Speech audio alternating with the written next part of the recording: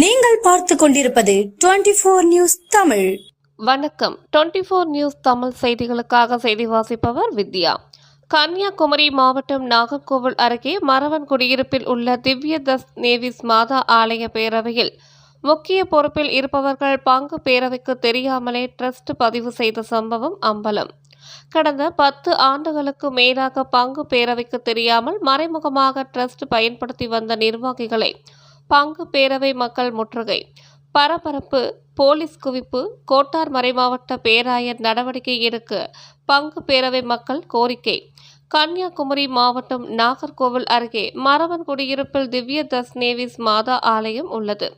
2000க்கும் மேற்பட்ட குடும்பங்களை கொண்ட இந்த பங்கு பேரவையில் பொறுப்பில் இருப்பவர்கள் பங்கு பேரவையில் உள்ள மக்களுக்கு தெரியாமலே ரகசியமாக டிரஸ்ட் தொடங்கி நடத்தி வந்து உள்ளனர்.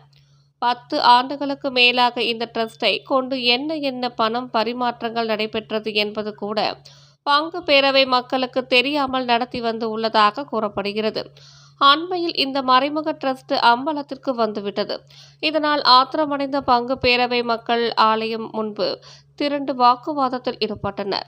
இந்த முறைகேட்டில் ஈடுபட்ட முக்கிய நிர்வாகிகளை பங்கு பேரவை மக்கள் முற்றுகையிட்டதால் பெரும் பரபரப்பு ஏற்பட்டது. இதனால் போலீஸ் குவிக்கப்பட்டனர். சம்பந்தப்பட்டவர்கள் மீது சட்டப்படி நடவடிக்கை எடுக்க கோட்டார் மறைமாவட்ட பேராயருக்கு கோரிக்கை வைத்தனர்.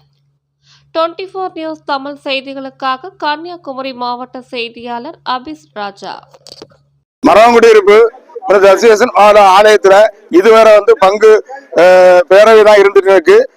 பிடிஎம்டி ட்ரஸ்ட் ஒண்ணு புதுசா ஒரு 10-12 வருஷமா தொடங்கி கணக்கு வழக்குகள் சரியா ஒப்படைக்கல.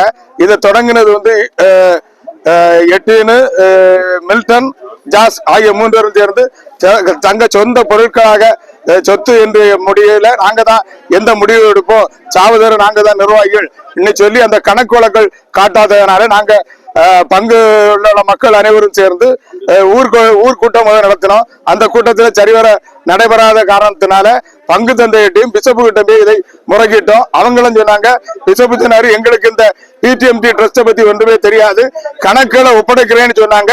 இதுவரை இன்னும் கணக்கு சரியா ஒப்படைக்கவில்லை.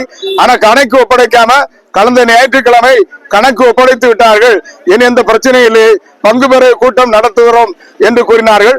அவர் இன்று நடத்த இருந்த பங்கு பேரவை கூட்டத்தை ஒட்டுமொத்தமாக ஊர் மக்கள் சேர்ந்து அதை தடுத்து விட்டார்கள். மேலும் ஏதோ அசம்பாவிதம் நடைபெறாது என்ற முறையில் போலீசார் வந்தார்கள். போலீசார் எங்களுடைய அந்த கோரிக்கையை ஏற்று இன்று நடத்த வேண்டாம் என்று கூறியிருக்கிறார்கள். ஆயரும் பங்கு தந்தையர்கள் இதை உடனடியாக நடவடிக்கை எடுக்கும்படி கேட்டுக்கொள்கிறோம்.